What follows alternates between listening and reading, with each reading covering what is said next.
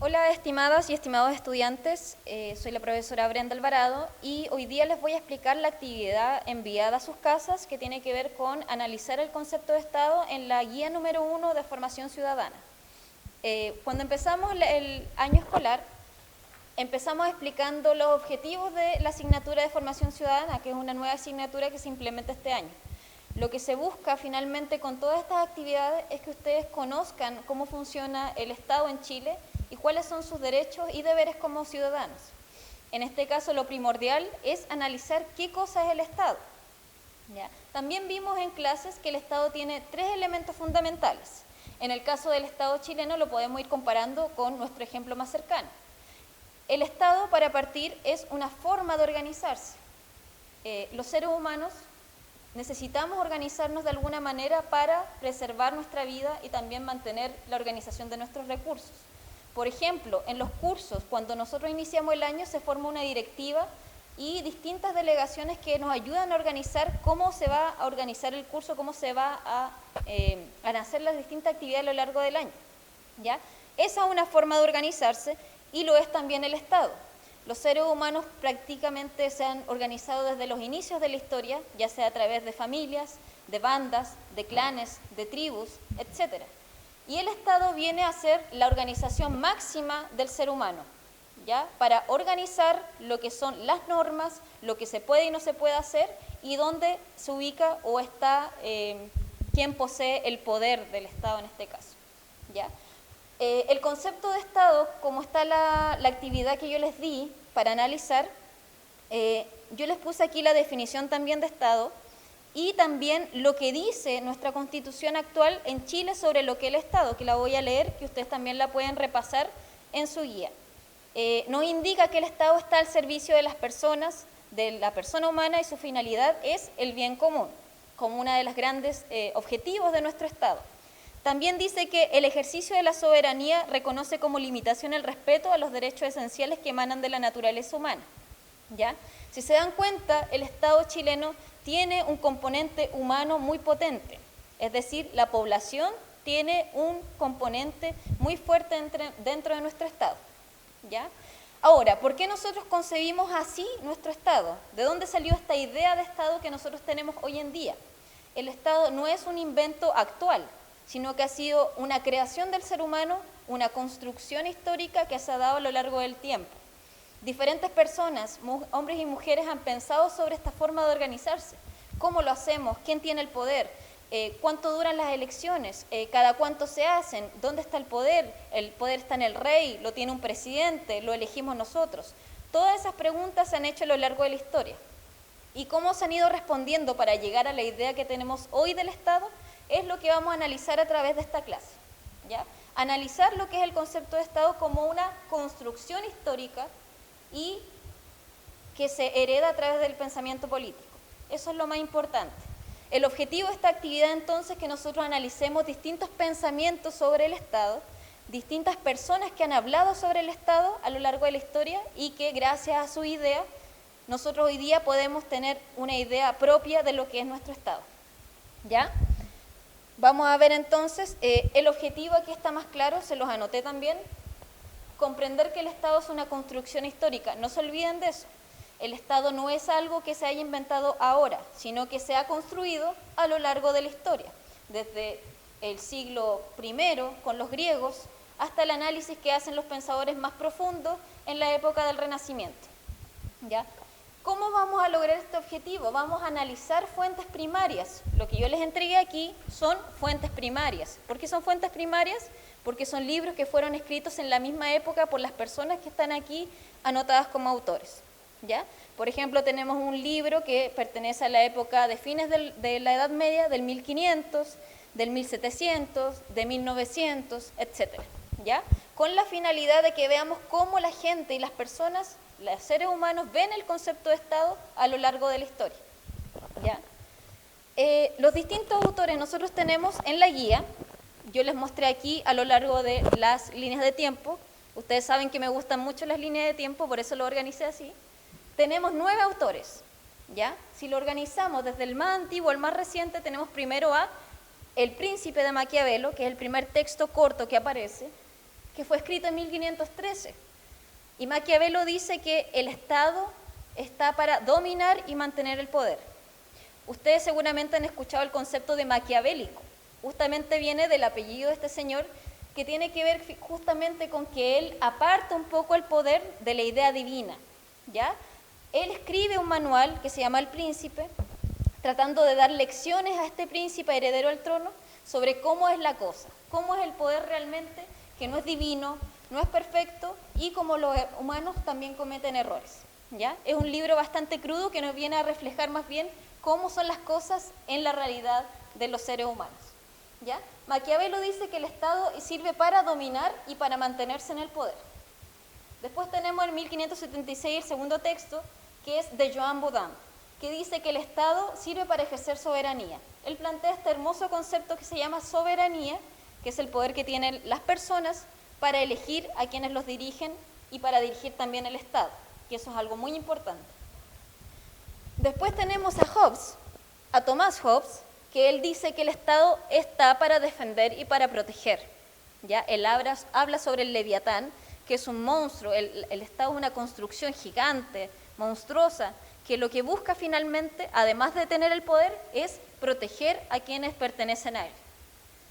En 1689, en el cuarto texto, aparece Locke, ¿ya? John Locke, que es un inglés, que él dice que el Estado debe funcionar como la voluntad de la mayoría, ¿ya? Él dice que el Estado es un cuerpo gigante y que debe guiarse por la fuerza de la mayoría para que mantenga su unidad. Después tenemos en 1762 a Jean-Jacques Rousseau, que es un francés muy famoso, que dice que el Estado es un contrato social.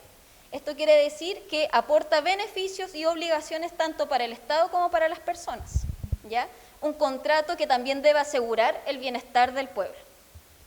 Si avanzamos en los textos, seguimos el número 6 con Sieyes, que él dice que el Estado debe representar a sus ciudadanos, ¿ya? Cada uno va agregando un elemento para el Estado.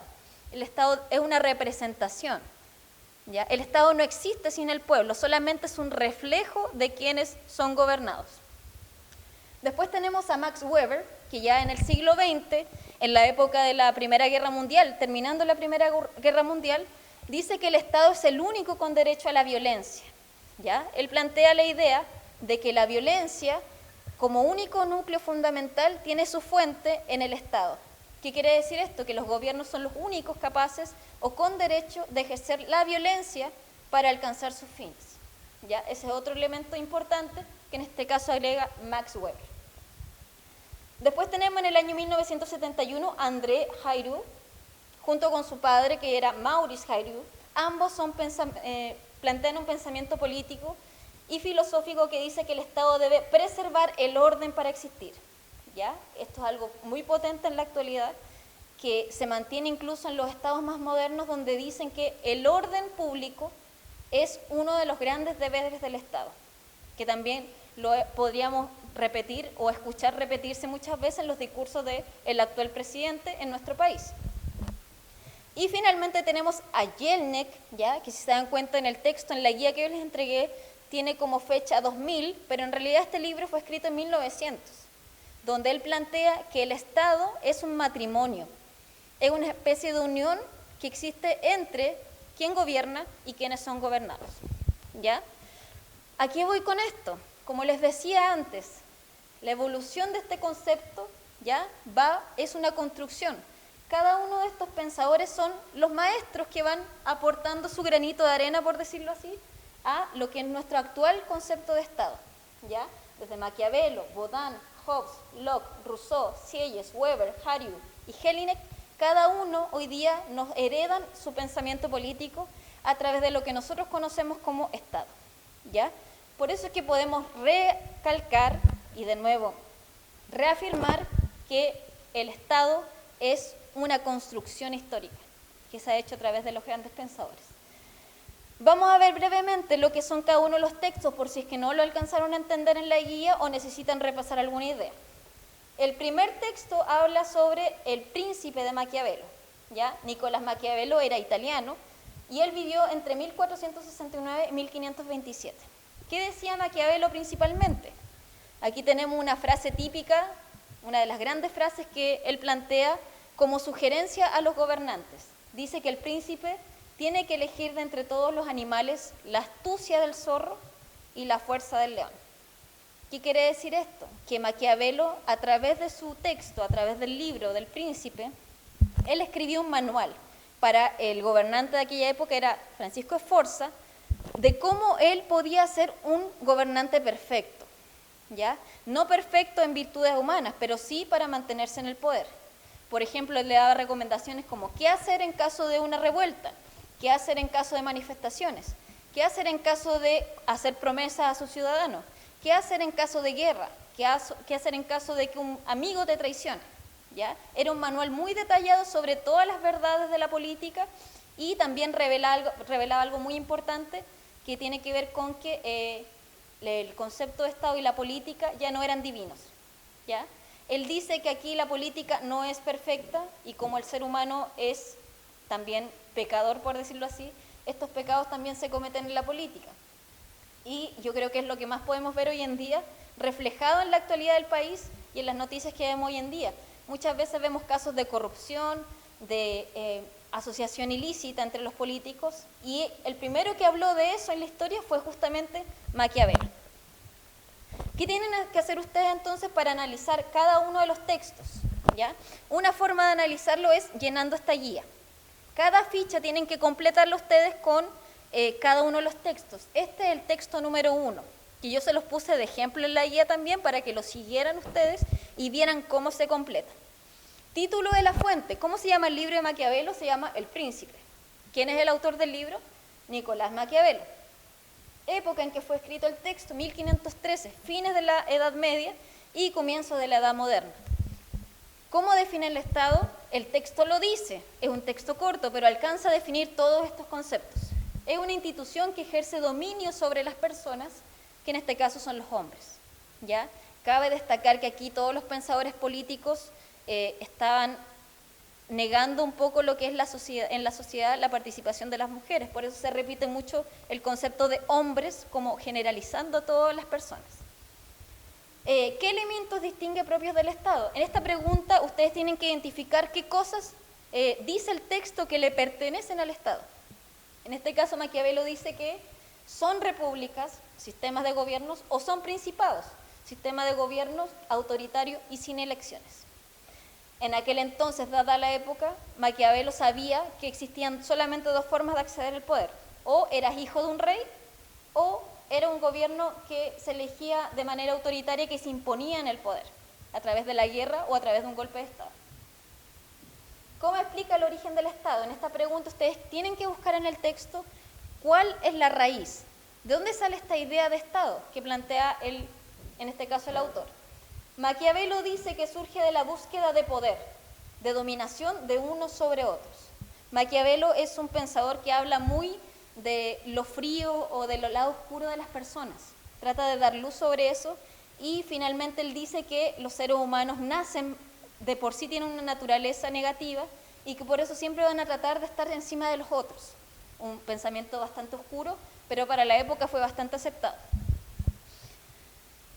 ¿Cómo define entonces el poder y quién lo detenta? El poder lo contiene quien gobierna sobre los hombres, en este caso el príncipe a quien le está dirigiendo el poder. Y sus recomendaciones siempre van a que el príncipe mantenga el poder, no que lo ceda ni que lo pierda. ¿Cómo se relaciona el Estado con los ciudadanos? Esto es muy importante en Maquiavelo, ¿ya? Ustedes tienen que ver en los textos cuál es la relación que podemos detectar que hay entre gobernantes y gobernados. ¿Ya? En el caso de Maquiavelo, aquí se plantea una idea que trasciende incluso hasta la actualidad, que es la idea de la represión, ¿ya? Que dice que es una relación de dominación sobre los ciudadanos. En este caso, Nicolás Maquiavelo dice que se permite en este caso usar la fuerza para mantener el respeto y mantener el poder. De cierta manera, él inventa la represión que tenemos hasta hoy en día como una forma de defenderse del Estado, que la valida y que la perpetúa hasta los días de hoy. ¿Cuál es el rol de las instituciones u órganos del Estado?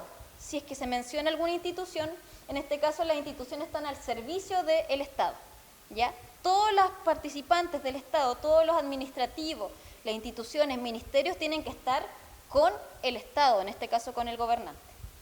¿ya?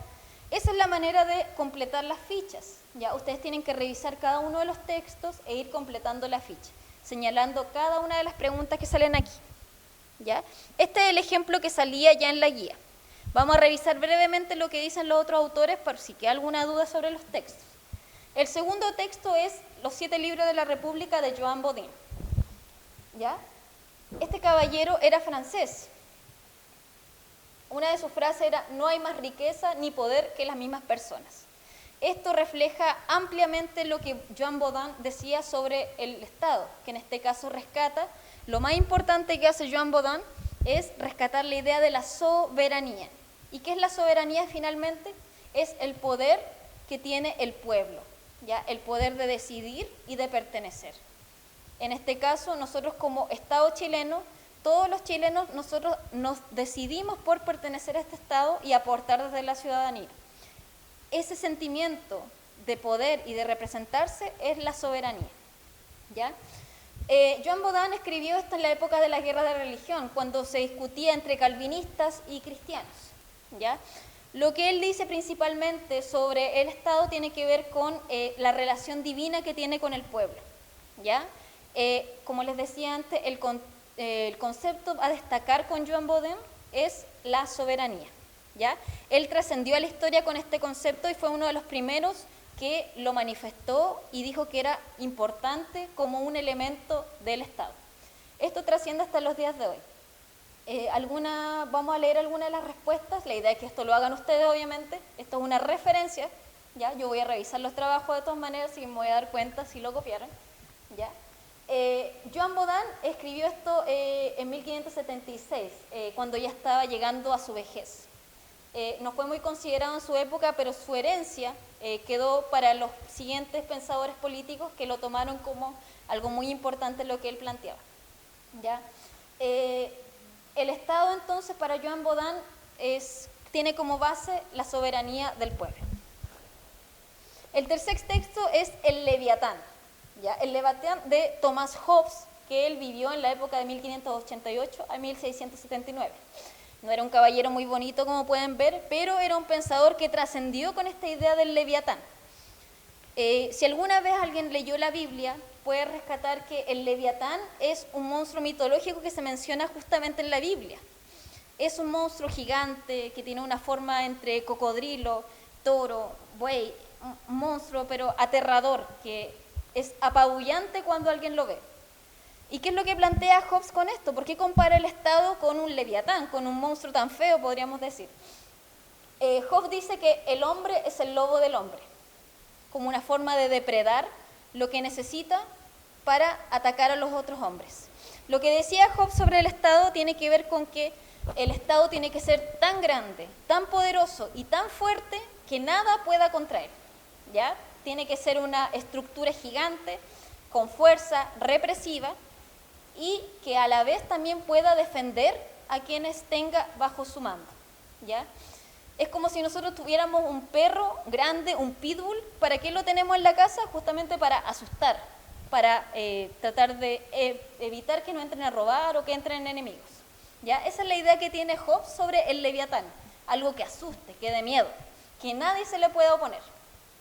¿Qué dice Hobbes entonces? Esto lo escribió en la época de la Guerra Civil en Gran Bretaña, cuando se dividieron los 3 estados de Irlanda, Escocia e Inglaterra. Dice que el Estado es una obra, una creación del ser humano, ¿ya? El Estado es una creación del ser humano porque el ser humano trata de ver algo que lo defienda, algo grande, que sea más grande que ellos mismos y que pueda trascender en la historia, ¿ya? La idea entonces es que ustedes lean también el texto de Thomas Hobbes y vayan también haciendo sus apuntes y respondiendo las preguntas como se los voy mostrando aquí, ¿ya? Ese es el tercer texto. El cuarto texto es de John Locke, es un inglés que él escribió 2 tratados sobre el gobierno civil, ¿ya? 2 tratados con una diferencia de tiempo. John Locke decía que la libertad dependía mucho de si en un lugar existían o no existían leyes. John Locke es estudiado mucho por los abogados también, porque él plantea la idea del derecho civil, cómo las personas tienen derechos y tienen deberes, y de eso depende también su libertad. Por ejemplo, si tú haces esto, ¿ya? Vas a perder tu libertad. O si haces esto, estás afectando la libertad del otro, ¿ya? Esa idea proviene justamente de John Locke, que él dice que las leyes son un elemento fundamental para el Estado. Si no hay leyes, si no hay normas, no hay orden y no hay libertad para nadie, ¿ya? Esa es la idea principal de John Locke. En este caso él escribió en 1689, justo cuando estaba empezando la Revolución Industrial, que fue un tema que vimos en el libro anterior. Cuando la burguesía llega al poder y el imperio inglés alcanza su mayor esplendor, domina el mundo, África, India, Asia, Oceanía, está por todo el mundo, y aquí está John Locke pensando en esta idea de que las leyes deben existir, ¿ya? La idea fundamental es esta. Entonces, Locke dice que el Estado es una comunidad que se reúne por común acuerdo, ¿ya? Ese acuerdo ya es una ley, un cuerpo político que se rige por el derecho de la mayoría de imponerse al resto, ¿ya? Esa otra idea importante de Locke, que dice que la mayoría es la que decide, es la que dirige, ¿ya? Las minorías aquí quedan fuera. Solamente sirve si tú eres parte de la mayoría, vas a poder llegar a ser parte también de este Estado. Eso en cuanto a John Locke. El quinto texto, uno de los más importantes también, es el de Jean-Jacques Rousseau, que es el contrato social. Como la había mencionado antes, el título lo dice todo. El Estado de por sí es un contrato, es un acuerdo que hacen las personas para recibir beneficio y también obtener obligaciones. Aquí hay una frase que dice que no existe en el Estado ninguna ley fundamental que no pueda revocarse, ¿ya? Cuando dos personas hacen un acuerdo por mutua conveniencia, eso quiere decir que las dos partes pueden modificar ese acuerdo cuando quieran, ¿ya? Porque ninguno de los dos está obligado a pertenecer al otro. Y eso es lo que plantea también Rousseau al respecto con el Estado, ¿ya? Dice que este contrato social acuerda derechos, acuerda obligaciones, es una asociación entre ciudadanos y el poder de la soberanía, ¿ya? Y él también toma esta idea de la soberanía que planteaba antes Joan Baudin, ¿ya? Que lo habíamos visto también recién, y la resalta también en el sentido de que aquí deben haber un gobierno para el pueblo, ¿ya? Rousseau lo escribió esto en la época previa a la Revolución Francesa y fue uno de los grandes impulsores también de que las personas en Francia se revolucionaran contra el monarca, que contenía todo el poder, se hacía rico, se comía mucho, tenía muchas riquezas, tenía todo en su casa, pero la gente que trabajaba para él se estaba muriendo de hambre y vivía en la miseria, ¿ya? Entonces eso a él le hace clic, le hace pensar, oye, nosotros somos los del pueblo, nosotros estamos trabajando y no recibimos ningún beneficio. Si queremos ser parte de un Estado, debemos tener un contrato que a nosotros nos asegure que tenemos algún tipo de derecho, ¿ya? Esa es la idea que plantea entonces Rousseau respecto al Estado. El sexto texto tiene que ver con los manuscritos de Sieyès, que lo escribe Emmanuel Joseph Sieyès en 1700 aproximadamente, y él dice sobre el Estado que la libertad tiene que ver también con la justicia. Aquí le agrega un elemento a lo que decía antes Locke con las leyes, que tiene que ver con el ejercicio de la justicia. Y él decía que el Estado debe representar a sus integrantes. El Estado debe reflejar la realidad donde se establece. Principalmente, el Estado es un espejo de sus ciudadanos, como lo que hacemos hoy en día cuando elegimos a alguien que esté en el poder para que nos represente, ¿ya? Esta idea la plantea Sieyès en sus tratados sobre la política. Él dice que los quienes estén en poder no pueden estar alejados de la realidad del país, ¿ya? Por ejemplo, lo que pasa hoy día en nuestro gobierno, cuando se mencionan cosas que realmente no están ajustadas a nuestra realidad, es porque se está negando esta idea de representación. Para todo gobierno y para todo tipo de Estado, el Estado y el gobierno tienen que ser un fiel reflejo de lo que quiere y necesita el pueblo, ¿ya? Eso es lo que dice Sieyès. El séptimo texto es de Max Weber, ¿ya? Este estadounidense, escribió en la época de fines de la Primera Guerra Mundial, ¿ya? Max Weber dice que el político, bueno, el texto, vamos a volver atrás un momento, no había dicho el nombre del texto, la política como vocación. Esto es algo súper innovador, porque nadie había pensado hasta esa fecha que la política podía ser una vocación de servicio. Él dice que los políticos que están en el poder deben ser apasionados, deben tener un sentido de vocación muy potente para saber interpretar las necesidades del pueblo, ¿ya? Tienen que ser un ejemplo a seguir. Dice que el Estado es una comunidad única fuente del derecho a la violencia, ¿ya? Aquí él plantea que la violencia, de hecho es lo que más se repite en el texto que tienen en su guía, que la violencia solamente puede ser ejercida por el Estado. Ninguna persona por sí misma o por sí sola puede ejercer la violencia. ¿Y a qué va esto? Que la violencia es una medida extrema, que no tiene que tomarse siempre y que no debe ser la única salida para solucionar los conflictos, ¿ya? Le pone un énfasis un poco fuerte a la violencia, pero no lo tomen tanto por ese lado, ¿ya? La violencia él la apunta más bien como una herramienta del Estado, ¿ya? Y también recalcando que nadie más puede ejercerla. Él escribió esto en Alemania, ¿ya? En la época de fines de la Primera Guerra Mundial, y también se ve afectado su pensamiento por cómo cuántos estados y cuántos imperios caen por el hecho de haber ejercido violencia innecesaria en algún momento con la Primera Guerra Mundial, que fue la primera guerra masiva y de matanzas millonarias en el mundo. El octavo texto se llama Derecho Constitucional e Instituciones Políticas, que es un texto fundamental para estudiar lo que es derecho constitucional en el mundo. Fue escrito por André Jarieu en colaboración con su padre, Maurice, que él dice que el Estado es un conjunto de condiciones espirituales, culturales y materiales para que una sociedad pueda realizar sus funciones como corresponde. Habla mucho sobre los recursos naturales y sobre lo que debe tener un Estado para satisfacer de cierta manera a quienes pertenecen a él. Agrupación humana, entonces, que el Estado es una agrupación humana en un territorio, ya, elementos, territorio, orden social, político y jurídico, leyes, entendiendo que van orientados al bien común, ¿ya? El bien común también lo vimos en clase. Recuerden que el bien común reúne el bien de las personas que pertenecen al Estado, buscar el bienestar por lo menos de la mayoría. Y el último texto, que es bastante cortito también, se llama Teoría General del Estado y fue escrito por George Jelinek, ¿ya? En 1900. Ahí hay un error de la guía que venía así del texto del ministerio, que el texto fue escrito en 1900. Él dice que el derecho es subjetivo, en este caso también el Estado. Es una corporación formada por un pueblo, dotada de un poder de marido originario, y asentada en un determinado territorio. Él plantea esta idea de marido porque él concibe la idea de Estado como un matrimonio, ¿ya? Donde ambos tienen acuerdos también y se deben cosas y se cuidan, ¿ya? Como la idea que todos tenemos del matrimonio en el sentido positivo, ¿ya? Para todos los textos son las mismas preguntas. Hay un texto que se repite aquí, que sale 2 veces, ¿ya? Tenemos fichas de trabajo. La primera es el ejemplo y luego salen los cuadros para completar, ¿ya? El texto número 6 sale nombrado 2 veces, pero solamente tienen que responderlo una vez, ¿ya?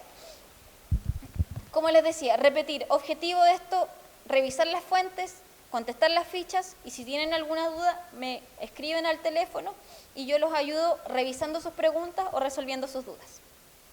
Espero que se encuentren muy bien y nos vemos para la próxima entrega.